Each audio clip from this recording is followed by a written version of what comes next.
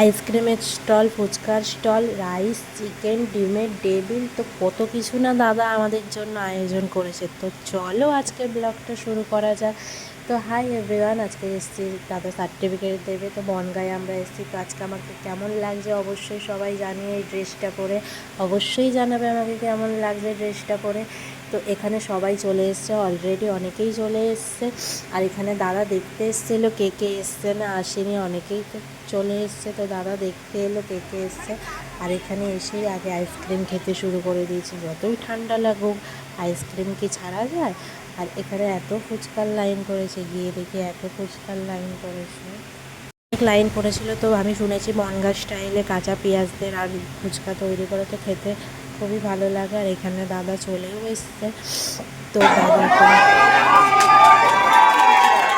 আমি আলোচনায় নিয়ে চাই একসাথে একসাথে তাহলে 1 ইয়ারের সেলিব্রেশন হতে দাঁড়ি এক্সাইটেড ইয়েস আর নো? আচ্ছা সবাই মিলে আমরা রাধার জন্য হিপি পুরে হবে। কি চেয়ে ফর রাধা কুন্ডু হিপ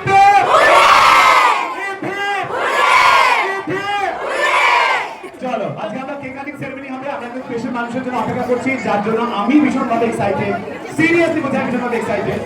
কারণ ওই মানুষটাকে আমি ভীষণ ভালোবাসি এন্ড আমি চাই যে রাজা এরকমই থাকুক আর এভাবেই কাজ করে যাক।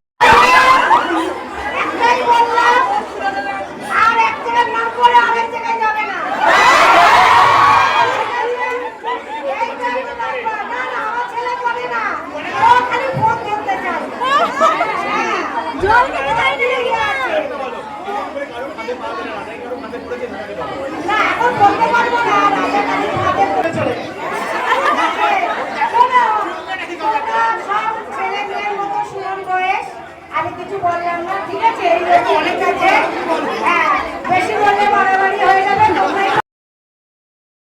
তো কাকিমাকে সামনে দিয়ে দেখে খুবই ভালো লাগলো। আর এখানে সব কিছু শেষে এসে খেতে বসে পড়লাম। ডিমের টেবিল, বাটার নান, চানা মশলা, রাইস, চিকেন, কত কিছু, চাটনি, পাঁপড়, মিষ্টি, কত কিছু, সব কিছু আয়োজন হয়েছে। মানে দাদা রিসেপশন খেতে এসেছি, সার্টিফিকেট তো নিতে আসিনি। আর এখান থেকে দাদার কাছ থেকে সার্টিফিকেট নিয়ে নিলাম, নিয়ে ফাইনালি বেরিয়ে পড়লাম বাড়ি যাব বলে।